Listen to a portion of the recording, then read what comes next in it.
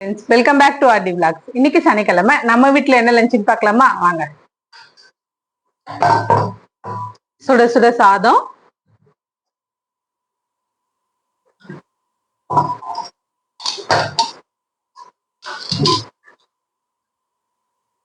உருளைக்கிழங்கு பொரியல்,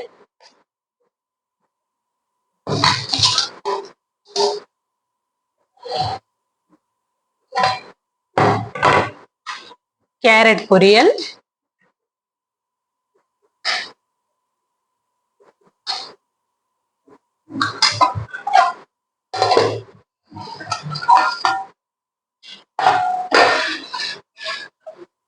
கோஸ் போட்டு சாம்பார்.